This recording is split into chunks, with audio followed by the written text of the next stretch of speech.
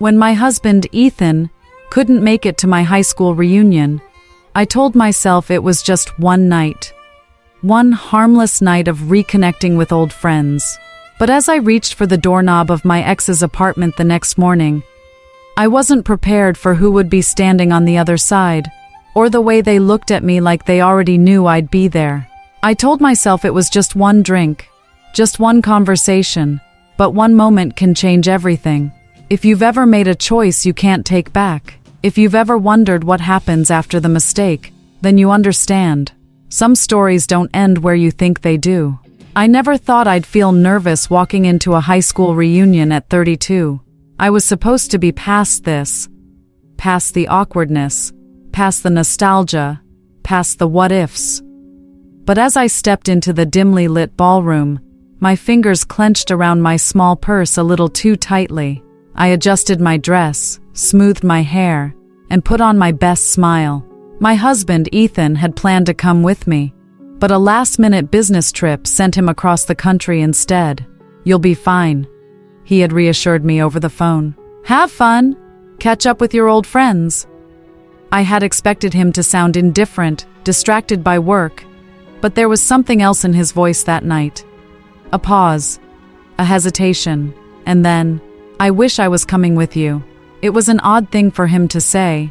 Ethan wasn't the jealous type, or at least he had never been before, but lately, things had been different between us. Subtle shifts, small cracks in the foundation. The easy comfort we once had was now laced with something unspoken. Distance, doubt. I had tried to ignore it. We both had. "I'll call you when I get back," I had promised.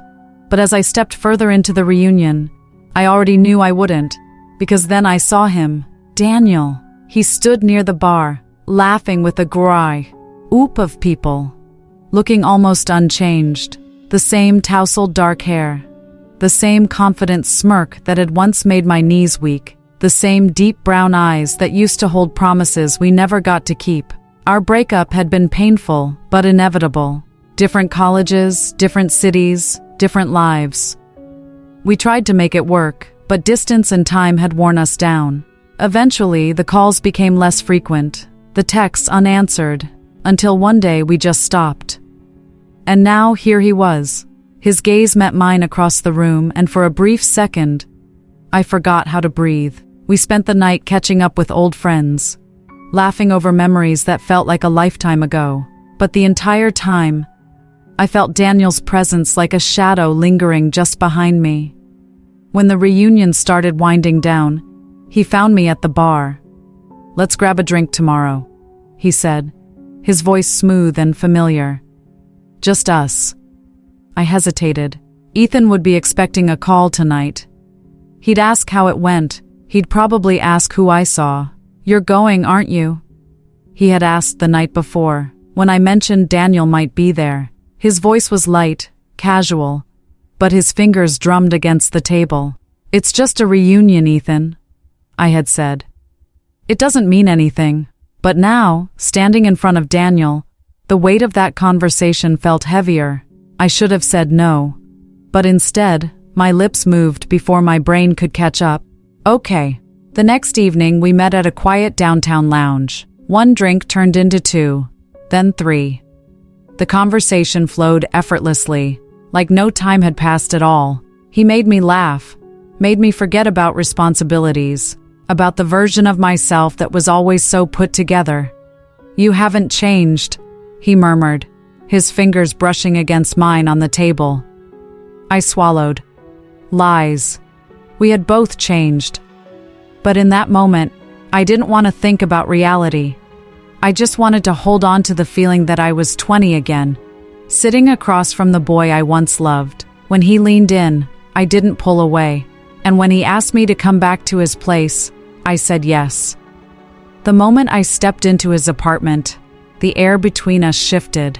There was no mistaking what this was, no denying the pull that had been building all night. Daniel shut the door behind us, and the soft click echoed in the silence.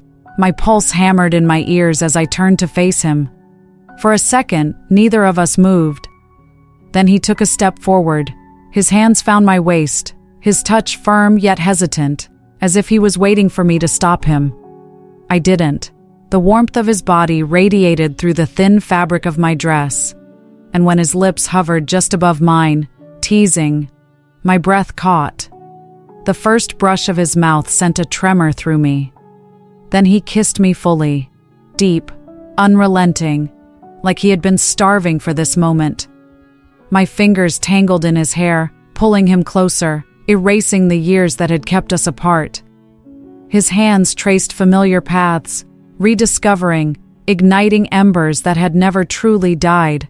I gasped as he pressed me against the wall, his lips trailing along my jaw, my throat, each touch a whisper of something unspoken.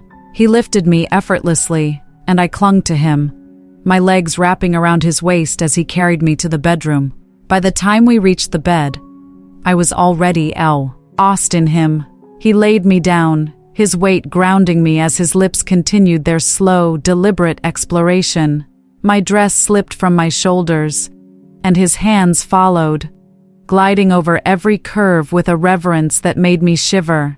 It was all achingly familiar, yet charged with something new, something deeper, more desperate. When he settled between my hips, our eyes met, and for a fleeting moment, we just breathed. No words, no second guessing, just a quiet surrender to the inevitable. And then he moved, and the world around us faded. The rhythm between us was slow at first, unhurried, savoring every stolen second. But then restraint gave way to urgency, and I met him with the same intensity, losing myself in the heat, the friction, the overwhelming pull that neither of us could resist. His grip tightened on my hips, guiding me, holding me to him as waves of sensation built, each one stronger than the last. My breath hitched, my fingers digging into his shoulders as pleasure curled through me, tightening, coiling, ready to snap. And then finally, it did. I shattered beneath him, a soft cry escaping my lips as I trembled in his arms. Moments later, he followed, his body trembling before he collapsed against me, breathless, spent. For a long time, neither of us spoke.